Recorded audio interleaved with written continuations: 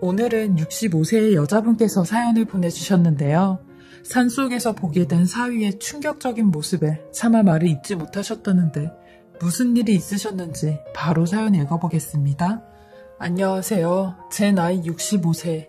이제는 지하철을 공짜로 타는 나이가 되었어요.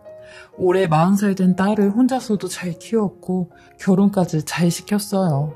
남편이 있었지만 남편은 전혀 가장의 역할을 하지 않았죠. 맨 집에서 놀기만 했지 일을 하지 않았으니까요. 그 때문에 제가 집에 가장이었고 어떻게든 먹고 살려고 아둥바둥하며 살았습니다. 남편은 워낙 아들만 셋인 막내로 자랐기에 철부지였어요. 시부모님도 남편을 관심 있게 돌보지 않았죠. 그리고 어렸을 때는 어른들이 하라는 결혼이 다 맞는 줄 알았어요. 그 흔한 연애도 만남도 없이 선보고 세 번째 만남 때 결혼을 했으니까요. 전 이런 경제적으로 능력이 없는 남편이 어디 나가서 사고라도 안 치고 다니면 다행이다 생각하고 이날 이때까지 살았어요. 저는 섬유 공장에서 오랫동안 일을 하며 딸 하나 잘 키워보자고 악착같이 살았습니다. 그 먼지 구덩이 속에서도 캑캑거리며 공장에 나갔고 공장에서 일한 지가 벌써 25년이 넘었네요.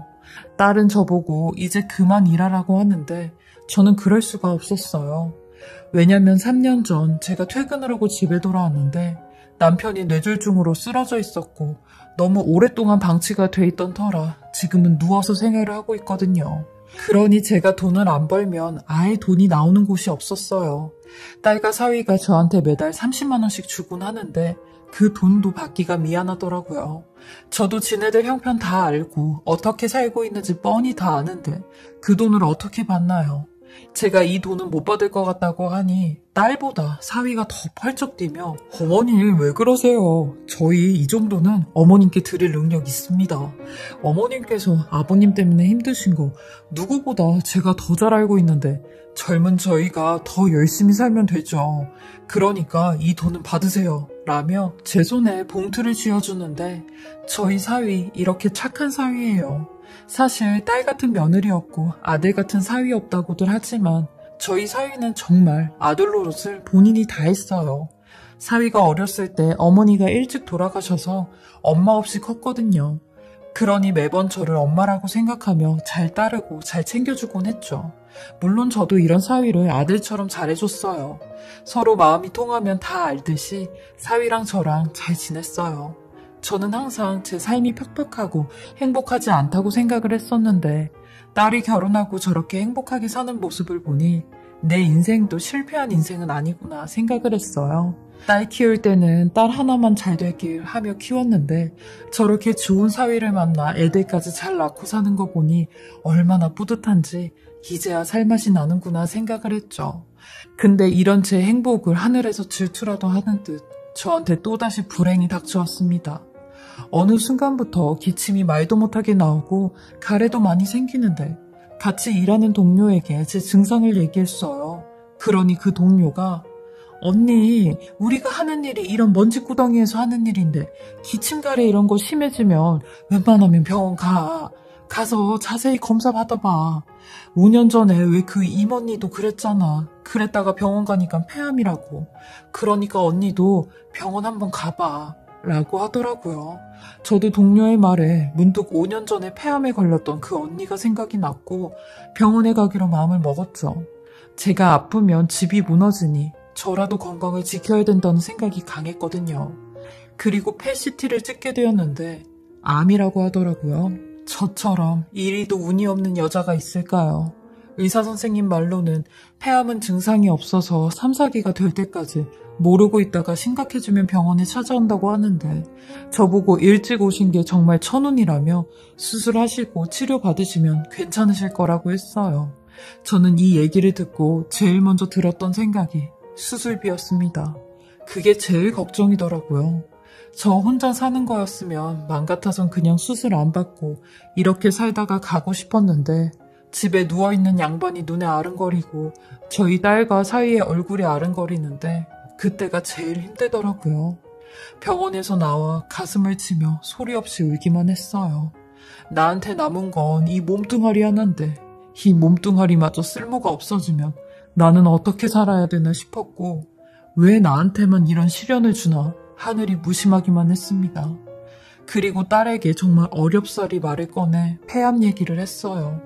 딸은 아무 말도 하지 않은 채 그냥 울기만 하는데 그날 사위와 함께 저희 집을 찾아와 빨리 수술 받자고, 수술 받으면 괜찮으실 거라고 하는데 딸이 우니 저도 울고 사위도 울고 그야말로 눈물바다가 되었어요. 그렇게 전 2월 초 췌장엽 절제 수술을 받았어요. 병원에선 다행히 수술도 잘 되고 건강 회복에 힘쓰라고 했는데 제일 걱정인 게 수술비였어요. 병원에 입원해 있을 때 같이 병실에 있었던 분에게 물어보니 수술비로 한 300만 원 이상은 생각해야 된다며 상황이랑 수술 내용에 따라 비용 차이가 많이 난다고 하더라고요. 그러니 얼마가 나올지 전혀 예상이 안 되었어요. 그리고 9일 만에 퇴원하고 수술비는 330만 원 정도 나왔습니다. 이 수술비도 사위가 다 내주었어요. 사위 얼굴 보기가 얼마나 미안하던지 지들도 형편이 안 좋은데 제가 부모로서 도움이 되는 게 하나도 없는 것 같았죠. 딸은 제게 엄마 이제부터는 절대 무리하지 마시고 일도 그만 나가시고 집에 계세요. 그리고 엄마 생활비는 내가 어떻게든 마련할 테니까 너무 걱정 말고 라고 하는데 사위도 어머님 이 사람 말처럼 이제 공장 그만두시고 집에 계시면서 건강 회복하시는데 힘쓰세요. 그래야 회복도 금방 하시고 건강해지시죠. 돈 걱정은 너무 하지 마시고요 라고 하는데 사위와 딸의 이런 따뜻한 말 한마디에 내가 또 아프면 안 되겠다라는 생각이 들었고 어떻게든 건강관리에 힘써야겠다 싶었어요. 그리고 운동은 필수라는 말에 죽기 살기로 운동을 했습니다. 생전 운동과는 거리가 먼 저였는데도 어떻게든 살아서 자식들한테 짐은 되지 말아야겠다는 생각이 들었죠. 수술한 지 한 2달 동안은 기침 때문에 집에서만 생활을 했고 그 후에 서서히 운동을 했어요. 주로 걷기 운동을 했었는데 조금씩 좋아지다 보니 저희 여동생이 주말마다 산에 같이 가자고 하더라고요. 처음에는 조그마한 비탈길도 힘이 들어 헉헉거리고 힘들어 했었는데 그럴 때마다 제 가족들 생각하며 이를 악물고 다녔어요. 그러니 다른 사람들보단 아직 숨이 차지만 처음보단 눈에 띄게 좋아지더라고요. 동생보다 제가 더 산에 가는 걸 좋아했어요. 저희가 주말마다 산에 가는데 그날은 동생이 주말에 산을 못 갈 것 같다고 토요일날 산에 가자고 하더라고요. 저야 언제 가든 좋다고 했고 토요일에 산에 가게 되었습니다. 그날따라 힘이 너무 많이 들어 중간에 잠깐만 쉬었다 가자고 했어요. 그러니 동생도 그러자고 큰 돌에 앉아서 물을 마시며 숨을 돌리고 등산화 끈을 다시 묶으려고 허리를 숙여 끈을 묶고 있는데 제 동생이 다급하게 저를 막 치는 겁니다.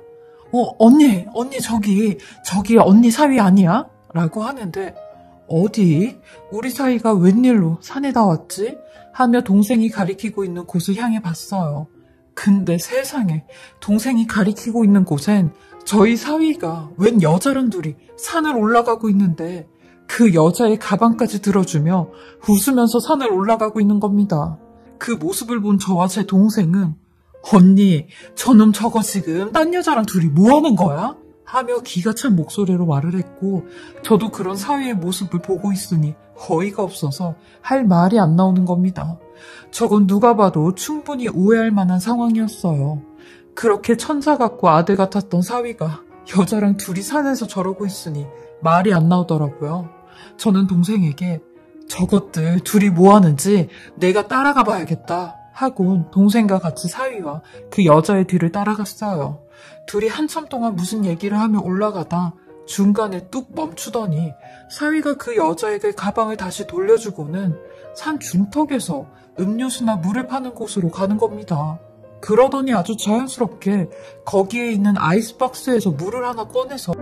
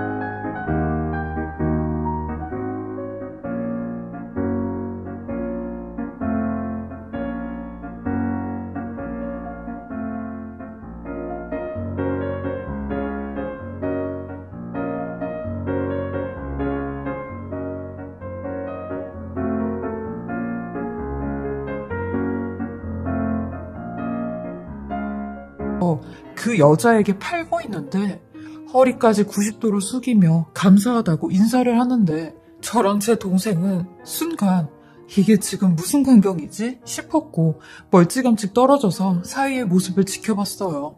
사위는 산을 올라가는 사람들에게도 시원한 물이나 음료수 판매하고 있습니다 라고 말까지 하는데 사위는 산 중턱에서 장사를 하고 있었던 거죠. 그 광경을 보는데 정말 가슴이 두근거렸고 사위가 이런 일까지 하고 있었던 건가 싶어 그 모습을 보고 한동안 말을 잇지 못했어요. 저희 여동생도 그런 저를 지켜만 보고 있었죠. 저는 그런 사위의 모습을 보고 동생한테 그냥 조용히 내려가자고 했어요. 차마 사위 앞을 지나갈 수가 없겠더라고요. 그리고 뒤를 돌아 내려가던 찰나 사위의 목소리와 함께 시끌벅적한 소리가 들리기 시작하는 겁니다. 그러면서 사위가 저희 쪽을 향해 미친 듯이 뛰어내려오는데 저와 여동생의 어깨를 치며 서로 얼굴이 마주쳤고 그 순간 사위가 놀래 자빠지는 겁니다. 알고 보니 당 지자체에서 불법으로 장사를 하고 있는 사위에게 단속이 나왔고 사위는 그 단속하는 사람들을 피해 도망치다 저희와 부딪히고 마주치게 된 거죠. 사위는 저를 보자마자 말까지 더듬으며 장모님 하며 눈물을 보이는데 저는 이게 어떻게 된 일이냐고 했어요. 그러니 돈을 좀 벌어야 되는데 마땅히 돈 벌 곳도 없고 이렇게라도 돈 좀 벌어보려고 했는데 장모님 죄송합니다. 제가 이런 못난 사위여서 죄송합니다. 라고 하는데 사위의 이런 모습에 얼마나 가슴이 아리던지 결국 사위는 저희와 부딪히는 바람에 단속하는 사람들에게 붙잡혔고 전 그런 사람들을 붙잡으며 선생님, 이 사람 저희 사위인데요. 제가 암에 걸리고 나서 저 살리겠다고 이런 산까지 와서 물건을 팔았나 봐요. 저희 사위 그렇게 나쁜 사람 아니니까 한 번만 봐주시면 안 될까요? 라며 울면서 얘기했어요. 하지만 사위는 그런 제게 장모님 제가 잘못한 거니까 마땅히 처벌 받아야죠 하며 벌금을 받게 되었어요. 사위는 벌금까지 내게 되면 한 달 동안 장사한 돈보다 더 큰 돈을 물어야 되는 상황에 겁이 나서 도망을 친 거라고 하더라고요. 알고 보니 저희 딸도 사위가 산에서 장사하는지 모르고 있었대요. 그리고 제가 주말인 일요일마다 산에 갔었기에 사위는 그날을 피해 토요일마다 장사를 하러 다녔다고 하더라고요. 거기서 저랑 만날 거란 생각은 하질 못했대요. 그리고 가끔씩 등산객들 가방을 들어주고 하면 물이나 음료수를 사주는 사람들이 있어 가방도 들어주곤 했었다네요. 이 사실을 알고는 저희 셋 다 부둥켜 안고 그야말로 오열을 했어요. 사위는 어떻게든 저랑 남편에게 도움이 되고 싶어 장사라도 해서 살림에 보태려고 했다는데 이 말을 듣고 더 가슴이 찢어졌네요.